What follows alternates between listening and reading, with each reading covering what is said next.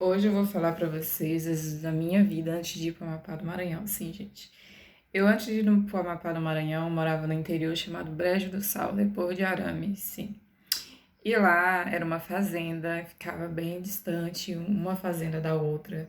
Lá não tinha, tipo, carro passando, não tinha nem rua, gente. Era uma estrada que só vinha pessoas no verão e quando era comprar alguma coisa. Então era dificilmente a gente via um carro, uma moto. A gente via mais cavalo, pessoas andando montado de cavalo, bem interiorzão mesmo.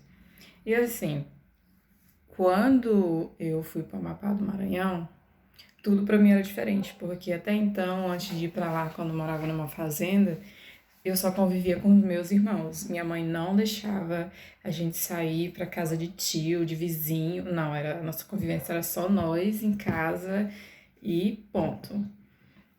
Quando a gente via pessoas diferentes, ou era passando na frente da nossa casa e ficava uma estrada, ou era na escola. E minha mãe dava logo a letra. Vocês, se eu souber que vocês aprontou, não quero vocês com conversinha com o filho de fulano. Acho que era para não contar o sofrimento dela em casa, né, gente? Hoje em dia eu entendo. Na minha opinião, era isso. E assim, não tínhamos TV, não tínhamos luz elétrica, dificilmente de ver um carro. Eu tinha pânico de carros, de motos. Quando eu via, eu corria igual um bicho para me esconder.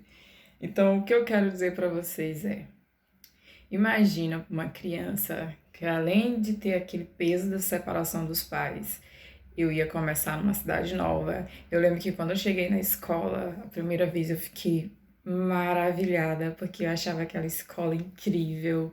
E, nossa senhora, enorme, várias salas, porque a escola que eu estudava era só uma casa com uma sala bem grande, que ficávamos junto, criança, adolescente e adulto, estudando todo mundo junto. O professor só dividia o quadro e não tinha turmas de primeira série, segunda série, não, era todo mundo junto, ele ensinava do jeito que dava.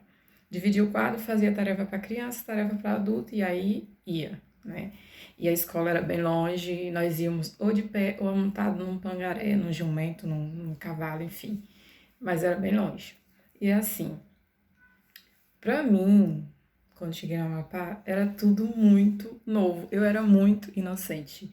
Você vai falar, nossa, vai dar uma de inocente, vai tirar o teu da reta. Agora é bonita, aprontou tudo que podia no Amapá do Maranhão e agora vai dizer que é inocente, sou vítima.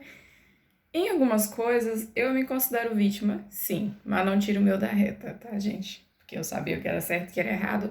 Porém, algumas atitudes que eu tive quando morava no Amapá do Maranhão, a maioria delas eu tive com raiva. Foi porque fulano falava isso de mim e todo mundo acreditava e eu não tinha um porquê não fazer se todo mundo já falava que eu fazia. Eu pensava assim.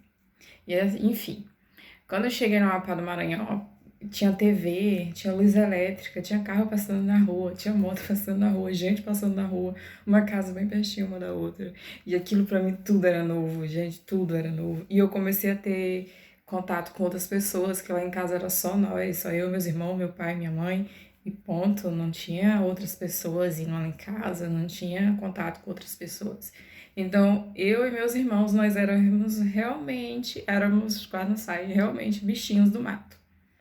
Literalmente bichinho do mato. As pessoas que via eu e meus irmãos na rua achavam que nós queríamos ser, mas na verdade nós tínhamos medo de falar com as pessoas. E lá em casa minha mãe não gostava, então a gente só, tipo, a gente evitava o máximo possível, e por medo de falar com as pessoas e não saber o que falar. E por medo da nossa mãe não gostar e, enfim, se meter em encrenca na rua e minha mãe pegar a gente de pé em casa. Então, o que eu quero dizer pra vocês é: eu cheguei no Amapá muito inocente mesmo. Eu acreditava em tudo que me falavam. Inclusive, eu fui alvo de coleguinhas minhas na escola que me contavam cada coisa e eu acreditava. Analisando hoje em dia com meus 27 anos, eu acho fofo o meu jeito. Só que com o tempo eu fui perdendo esse meu lado fofo, eu fui perdendo esse meu lado de rir para as pessoas, de ser uma pessoa carinhosa, de gostar de abraçar, de gostar de estar junto, de gostar de estar ouvindo, de querer fazer amigos, porque as pessoas eram muito cruéis comigo e não procuravam saber o porquê que eu era do jeito que eu era. Ninguém procurou saber da nossa história. São poucos os amiguinhos que eu tinha que sabem que eu vim da roça, que minha casa não tinha luz elétrica, enfim. E esse é o capítulo de hoje. Depois eu conto mais.